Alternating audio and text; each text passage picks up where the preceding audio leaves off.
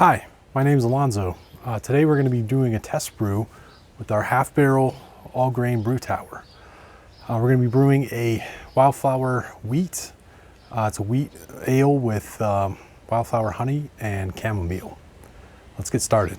First, I fill the hot liquor tank with water for the mash and bring it up to the strike temperature with our banjo burner.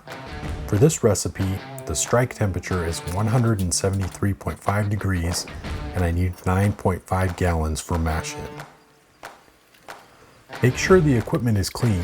A good practice is to clean it when you're done using it, cleaning it again before using it, and sanitizing it right before use. Remember, only things after the boil kettle must be sanitized.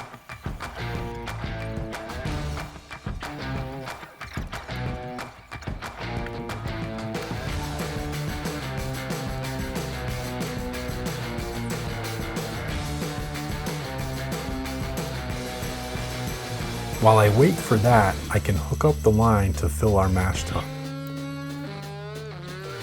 I use gravity for most of the transfers. You can see the inside of the mash tun here. It has a Vorlauf arm, a thermal well, and a false bottom for filtering out the grain. Once the water is at strike temperature, I can begin filling the mash tun with water from the hot liquor tank. After adding about half the water, I start pouring in our grains. You can see the grain bill in the description.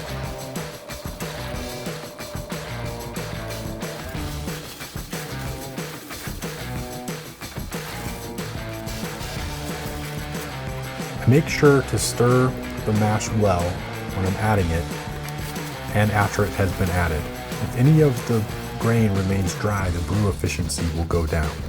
I'm careful not to scratch up the sides, as scratches are hard to clean.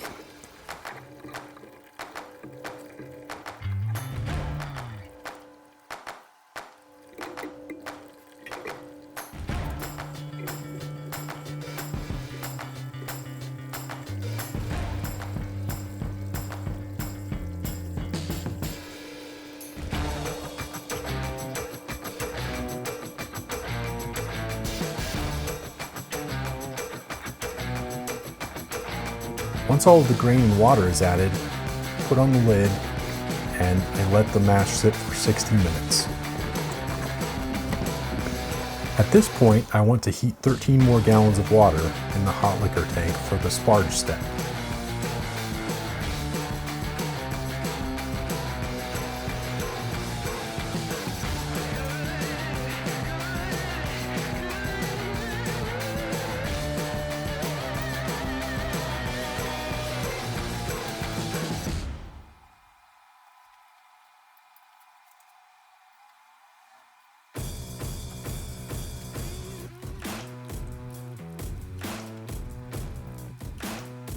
As you can see, I have a sight glass, but it doesn't have markings, so I have to check the inside of the tank. This needs to be improved.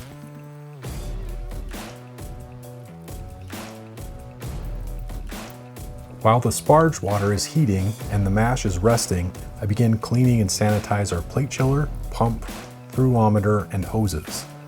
I make a loop out of all the components and run a solution of PBW through this loop.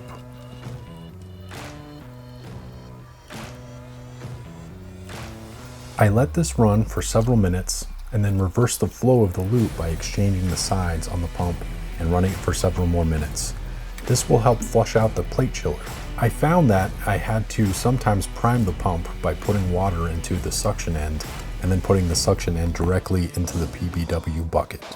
As you can see, one of my hoses is dirty on the inside. I can use a tube cleaning brush or simply put a clean hose on. This is what I did here as I didn't have a tube brush handy.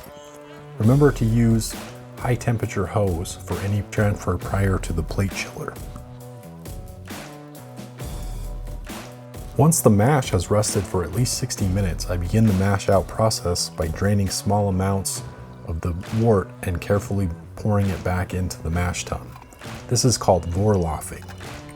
It helps the grain bed set and helps filter out any particles before we drain the mash into the boil kettle. I want to continue with this until I have clear particle-free beer running out.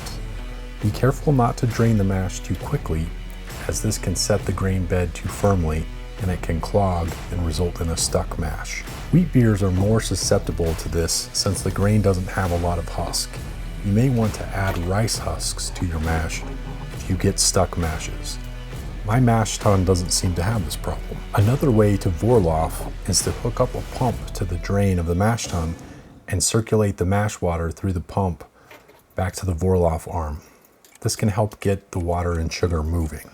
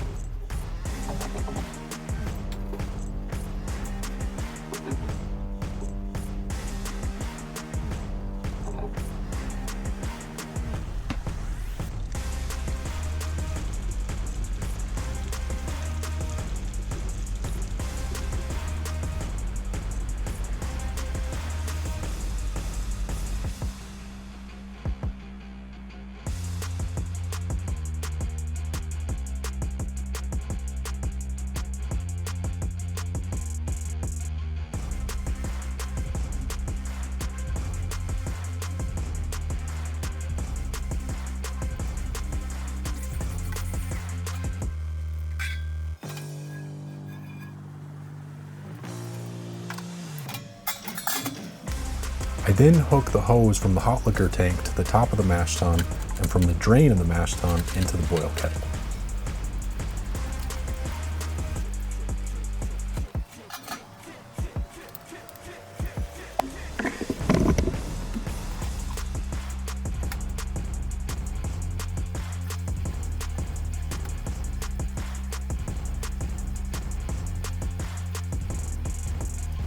The next step is to do the sparging. I'm going to demonstrate a fly sparge, which is where you drain the mash tun into the boil kettle and at the same time run sparge water into the top of the mash tun at the same rate that is being drained.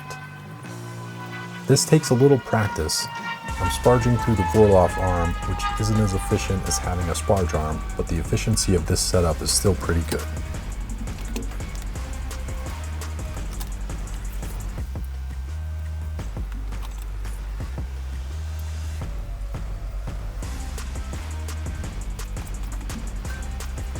Once the sparge water and mash tun finish draining, I light my Hellfire burner to boil the wort.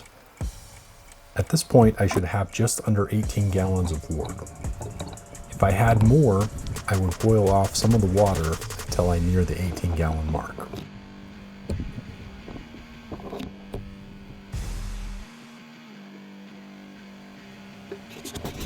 The next step is to empty and rinse the mash tun.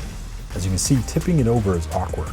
The mash tun weighs 50 pounds, and with 28.5 pounds of wet grain, it probably weighs close to 100 pounds. This process needs to be improved also. The grain can be composted, fed to certain animals, or emptied into a yard waste container, as I'm doing here.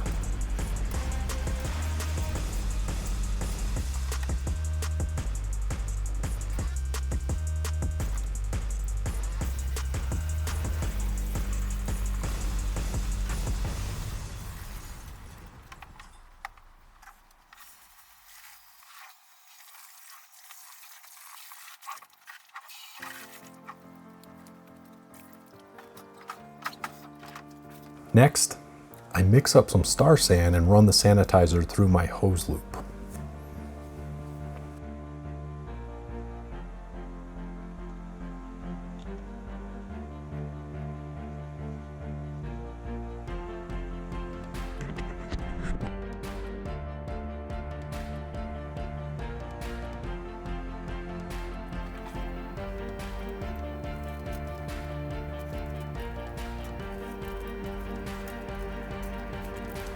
Once the wort starts to boil, I set my hop filter and add the 60-minute hops.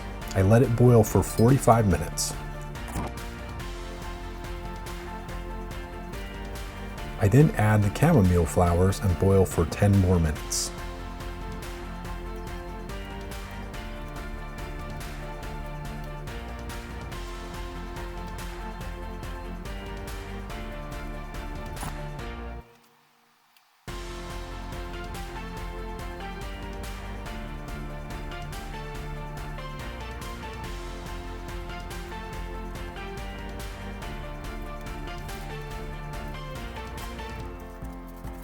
Last, I add the 5-minute hops. This didn't all fit in my hop filter at once, so it's nice to have some hop bags on hand. At the end of the 60 minutes, I turn off the burner and remove all of the hops and flowers. At this point, we should have just over 15 gallons of wort. I start water flowing through the plate chiller and then start emptying the wort into a sanitized 6.5 gallon fermenter. I monitor the temperature of this wort after it flows through the plate chiller using the Thrumometer.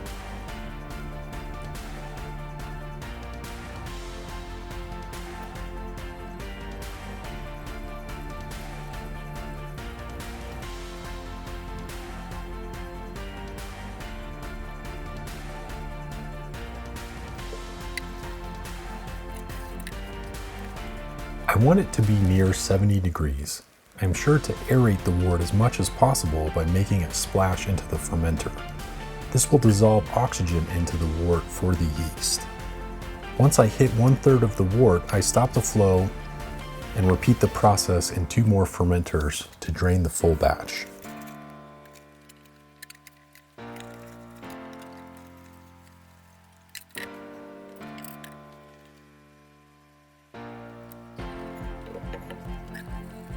Once all of the fermenters are full, I pitch the yeast and add airlocks. I neglected to film this part. I also didn't film filling the kegs or measuring the specific gravity. If you would like to see how I do all of that, watch my video on extract brewing. I will put a link in the description. The original gravity is 1.058 before adding the wildflower honey. It should be about 1.066 after the honey, but it's impossible to measure since the fermentation has already started. The last step is to add the wildflower honey after fermentation has been underway for a few days.